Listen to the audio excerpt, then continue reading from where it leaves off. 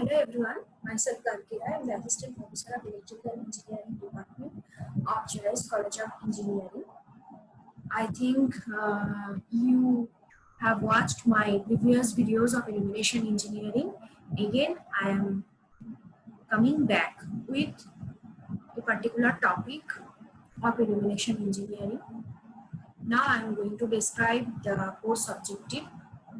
So, to provide an introduction to the fundamentals of illumination engineering and architectural lighting design, to impart lighting fundamentals, measurement and technology and their applications in the analysis and design of architectural lighting system. Though I have previously discussed the course objective and course outcomes, but it is very essential for every lecture video. So again, I am repeating it. What is the course outcome of this subject? Students will be able to understand the need of good illumination and learning the physics behind various luminous sources under terms and units, identify the criteria for the selection of lamps and lighting system for an indoor and outdoor space. They can perform the calculations and luminaires for lighting designs, evaluate different types of lighting designs and applications. Today's course overviews luminaires and its types. So, in the ancient age, human life revolves with the sunrise and sunset. The sun is the source of light, main source of light. But nowadays, in our busy life, artificial sources are very important. Their uses also very important for us. So, different tasks should be controlled by the different types of lights. Now, in these artificial sources, some artificial sources projects, diffuses, alters the light direction of a given light source. That is called luminaire. That means it is a lighting fixture that projects, diffuses and alters the light direction of a given light source. Luminaire is also known as system as it contains the light source, the housing, electrical device, main connectors, reflectors and shielding devices. Okay. Then what is the application of luminaires? Luminaires are purpose-made specific light source which is used to achieve increased light quality and accommodate the application attributes. Lighting application could include cold storage lighting, fashion stores, medical and dental, street lighting, etc. Each application come with a unique lighting technology objectives and selection criteria. Selection criteria could be public safety when addressing food stores, could be aesthetics when addressing fashion and retail application, etc. Next, types of luminaires. There are three types of luminaires. First one based on diffuser type, second one based on ceiling type, and third one based on outdoor lighting. So first I am going to diffuser type luminaires. First, opal diffuser. So in the right side, you can see the picture. This is used to protect the luminaire from moisture. Okay. Next, prismatic diffuser. This is used the luminaire from dust.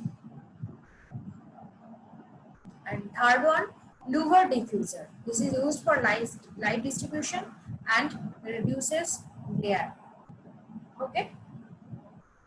So the picture says about the definition for the first opal diffuser. This picture says that it protects the luminaire from moisture And second one, prismatic diffuser. It is used that the luminaire can be protected from dust.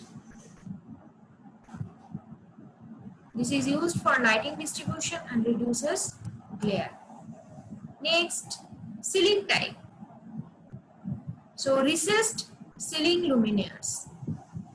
Recessed ceiling luminaires are suitable for general illumination. Their light ranges from wide beam to very narrow beam. With their downlight characteristics, they are also suitable for accentuating distinctive areas, for example entrances, points of sale, or for focusing on works of art. They are ideal for large high roofs. They are mounted directly in suspended ceilings. With concrete ceilings, cast recessed housings are used. Okay. Next, ceiling luminaires. Ceiling luminaires and recessed ceiling luminaires differ mainly in the work involved in installation. The installation of recessed housings in a concrete ceiling for recessed ceiling luminaires requires work at the early planning stage. The luminaires must also be chosen as early as the construction phase. Whether for ceiling luminaires or recessed ceiling luminaires, the illumination characteristics and the integration in control systems are identical. Then recessed wall luminaires. Just like recessed ceiling luminaires, recessed wall luminaires are part of long-term structural details. For installation in brick and concrete walls, the installation of recessed housings must be planned as early as the construction phase. So luminaires with directed light are used for illuminating pathways and surfaces in the ground area as well as for the ceiling. Here you can see the luminaires. It is useful for subways, entrances, stairs, corridors. It is ideal for integration in light and building control system. Since the body of the luminaire is fully installed within the wall, the luminaire causes no risk of accident. Okay. They provide safety in areas where increased attention is required. Next, wall luminaires. Wall luminaires can be found both indoor and outdoor. Their light can be unshielded, shielded, or directed. They illuminate areas in front of buildings, pathways in and around buildings, entrance areas, corridors, and staircases. Wall luminaires provide structure and wall surfaces, accentuate wall surfaces. They can be arranged individually or in rows or as a group. They are used as emergency lighting and they are ideal for emergency lighting. The work involved in installing wall luminaires is significantly less than for recessed wall luminaires. Next, pendant luminaires. They can be found, for example, in halls or in religious buildings for general illumination, often with unshielded light.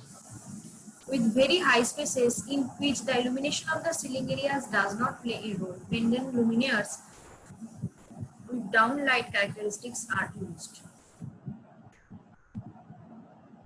Here, the light is frequently directed downwards and used as functional illumination. Pendant luminaires are design elements whose form and nature frequently go far beyond pure functionality. Next, outdoor luminaires.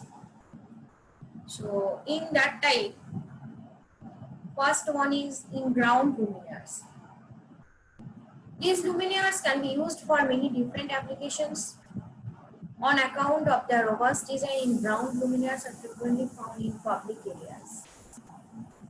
All light characteristics are possible with light from the ground, from location light to adjustable floodlights. In ground floodlights, for illuminating vertical surfaces and for focusing on buildings, architectural details, sculptures, or trees and plants.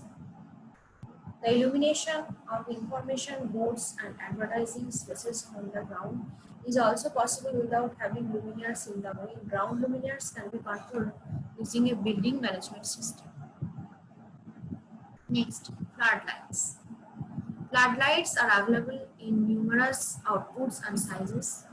This type of luminaire is flexible in installation and is highly versatile.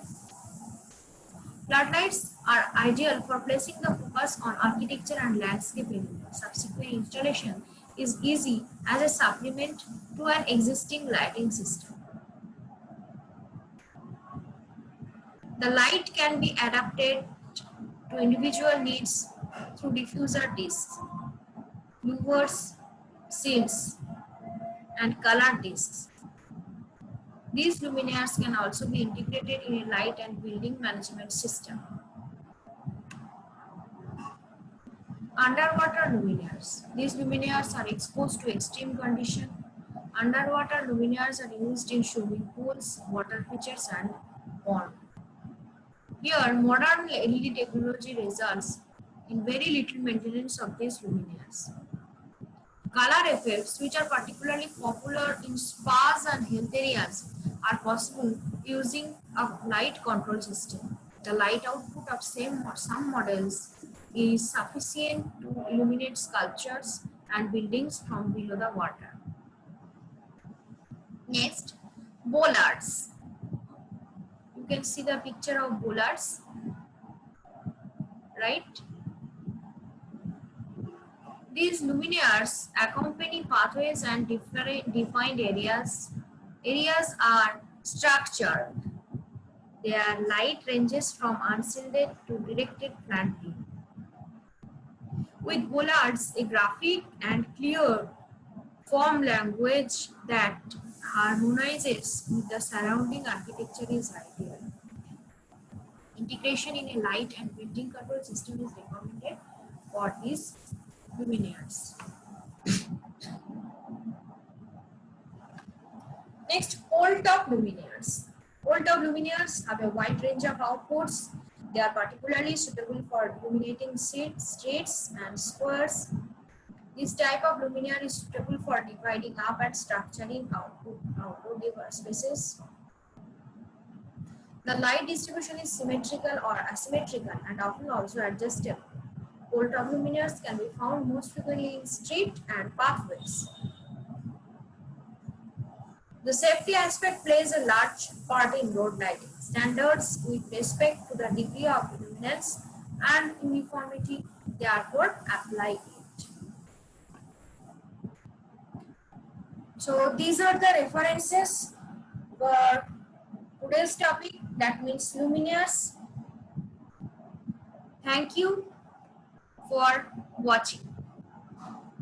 Thank you for your kind cooperation also. Thank you.